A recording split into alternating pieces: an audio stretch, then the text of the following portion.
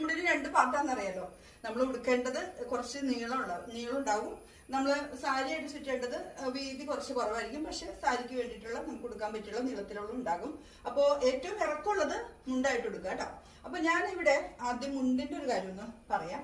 ഞാനിവിടെ മുണ്ട് ഇതുപോലെ കേട്ടോ, ഇതേപോലെ ഞാൻ ഒന്ന് പ്രീ പ്ലേറ്റ് ഇട്ടെടുത്തിട്ടുണ്ട്.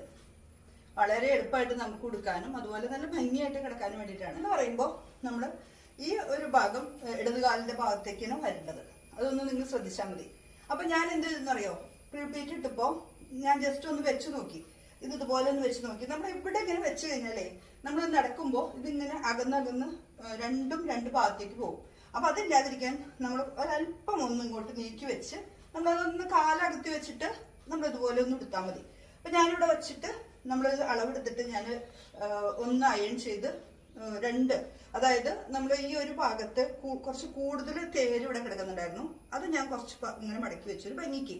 അതങ്ങനെ വെറുതെ വീതി കുറവാണെങ്കിൽ അങ്ങനെ ഇട്ടാൽ മതി. അപ്പൊ ഞാൻ അതൊന്നും ഇങ്ങനെ മടക്കി വെച്ചിട്ട് വീണ്ടും നമ്മുടെ സാരിയുടെയൊക്കെ ഞെറിടുന്ന ഒരു പ്ലീറ്റും കൂടി ഇട്ടു.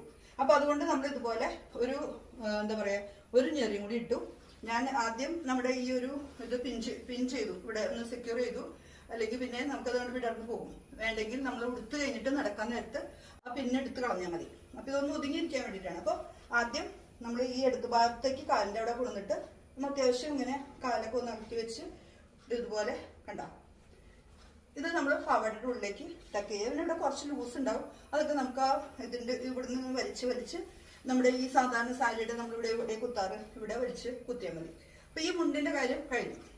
ഇനി നമ്മുടെ വേഷ്ടി, അതായത് സാരിയുടെ ഭാഗം നമ്മൾ സാധാരണ കുത്തുന്ന പോലെ ഇവിടെ കുത്തുക. അത് കഴിഞ്ഞ് നമ്മൾ ഓരോ ഞെറികളും നമ്മളിവിടെ ബാക്കിലേക്ക് ചുറ്റി നമ്മുടെ ഇവിടെ കുത്തുന്നതിന് മുമ്പ് തന്നെ നമ്മൾ ഇതുപോലെ ഒന്ന് ഒരുക്കി വെച്ച് പോകുകയാണെങ്കിൽ നല്ലതായിരിക്കും. എന്നിട്ട് ഇങ്ങനെ എടുത്തിട്ടുണ്ടല്ലോ, ഇതാ ഇവിടെ വരുമ്പോ ഈ ഒരു ഭാഗം കൂടി ഒന്ന് നമ്മൾ ക്ലിയർ ചെയ്യാണ്ട്.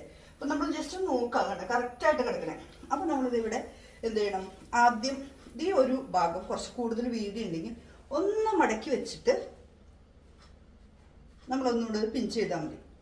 അതിങ്ങനെ മടക്കി വെച്ച് പോകാം. വീതി കുറവാണ്, അത് അധികം ഇല്ലാന്നുണ്ടെങ്കിൽ തേരില്ലാന്നുണ്ടെങ്കിൽ നമ്മൾ അങ്ങനെ മടക്കി വെക്കില്ല കേട്ടോ. കണ്ടോ, ഒന്ന് ഇത് ചെയ്യാം. ഇപ്പൊ നമ്മൾ സാരി മൂടി കഴിഞ്ഞാൽ നല്ല ഭംഗിയായിട്ട് കിടക്കും. ഇവിടെ കൂടുതൽ നിങ്ങൾക്ക് ഉണ്ടെങ്കിൽ നമ്മൾ ഇവിടെ പിഞ്ച് ചെയ്ത് കഴിഞ്ഞ് കഴിയുമ്പോൾ ഒരു ഞെറിയും കൂടി എടുത്തത് ഇതുപോലെ. അപ്പോൾ ഒരു സാരിയുടെ ഞെറി പോലെ ഒരു ഭംഗിയിൽ ഇവിടെ കിടക്കും. അപ്പൊ മുണ്ടും നേരിയത് കൊടുക്കാനായിട്ട് അറിയില്ല എന്ന് പറയുന്നവർക്ക് ഇത് ഒന്ന് ഉപകാരമായിരിക്കും എന്ന് വിചാരിക്കുന്നു.